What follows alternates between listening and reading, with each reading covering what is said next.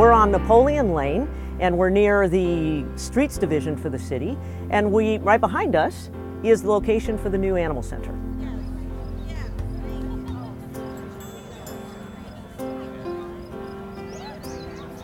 We got flooded out in 2008 of our old facility. We've been in a temporary facility now for 6 years down south on Sand Road, and we need to get closer into town. We need a new facility and a permanent facility, so that's why we're building one.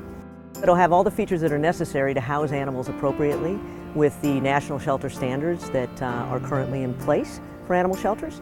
So we'll have separation of spaces for species, so dogs and cats will be separated, of course. We will have appropriate drainage, sound controls, appropriate heating and air conditioning and air exchange to keep the animals healthy and the people healthy coming in and out.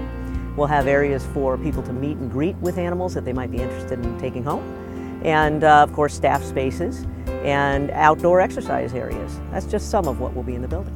It'll be incredible. Obviously, we're here in a beautiful location. We'll get a lot of walk-in traffic, we're hoping. We're right by the bike trail. A lot of traffic at the Terry Trueblood Sand Lake area. So we just hope to settle in and be part of this whole area that's been expanding in Iowa City for the last year and a half or so.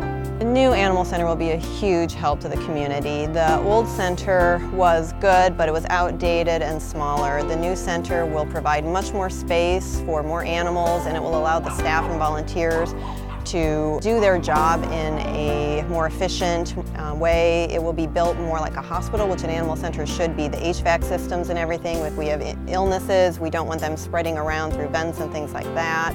So the new center will allow staff to be able to really care for the animals in the way they need to be while making their job easier. They'll be able to care for more animals without really needing that many more people. The funding came from a variety of sources, starting with FEMA and the state, the City of Iowa City, contracting jurisdictions, so we have Coralville, we have the University of Iowa, unincorporated Johnson County, and University Heights, as well as Friends of the Animal Center Foundation.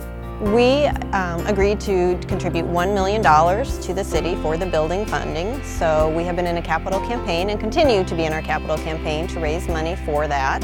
We have made 2 installments to the city so far, each in the amount of $200,000. Our first was last summer and our second one was this current summer. So we are well on our way, but are still looking for donations from anyone willing to contribute a penny, $1, $100, or anything above that. We are grateful and will take and continue to raise funds for that. The primary goal is to support the services that Iowa City Animal Care and Adoption Center supports. We seek health and comfort for all partner animals in life, make sure that they have great existences when they're adopted out of the Iowa City Animal Care and Adoption Center. One of the awesome things that we do in conjunction with the Iowa City Animal Care and Adoption Center is train volunteers. And the volunteers are a critical part of the community at the shelter. They socialize the animals, they keep the shelter clean, they walk the dogs, make sure that they're receiving the best possible outlets for the energy that they exude. They take them to Sand Lake to swim. As far as the cats, we get a lot of kittens in this time of year, so they play with the kittens, socialize with the kittens. We have a foster care program that allows kittens who are too small to be adopted go into homes and be socialized prior to coming back to the shelter to be adopted. One of the other things that we have been able to do is establish a good food program. Animals in animal shelters are under a lot of stress on their immune systems, and consistent good food is critical to their health, overall health. We're a benefit to the community because we maintain health and public safety for animals and citizens of the community. We take in animals that are abandoned or owners can no longer maintain and attempt to find them new placements. We take in animals, as an example, during the 2008 flood, there were people that were displaced and their animals were displaced and we needed to house them for a while. So that's primarily what we do. In addition to that, our enforcement personnel go out into the community and deal with animal-related issues, whether it be neglect or cruelty, barking dog issues, animals running loose, and they deal with all that. So we're kind of a dual division that does a lot of different things.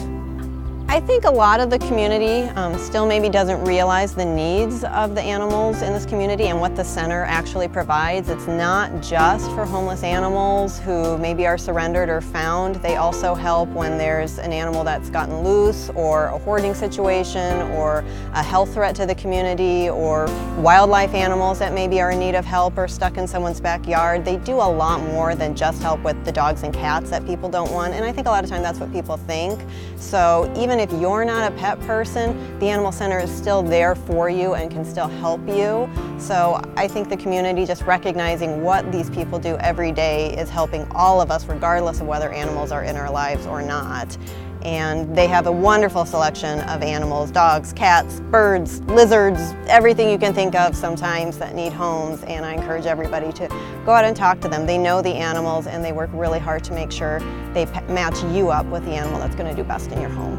This has been a very, very long time coming, and the staff and volunteers have done such an amazing job at the temporary center. It's amazing that they have been able to do what they do every single day. They deserve a huge thanks from the community, and to finally be able to break ground on the new center is a dream come true for, I think, every animal lover in the area. It's fantastic. It's finally here. Finally here. We still have a year to wait till it's actually built, but it's great. It's great to see this happen finally. It's just incredible. It's almost anticlimactic because we've been striving to get here for so long that it's kind of like, is it really going to happen? And it really is. So we're excited. I hope that the community will continue to support us as they always have. They've been fantastic. We would not be able to do this without community support, of course, without the support of the foundation and their donors and all of our volunteers. It really makes a difference for us.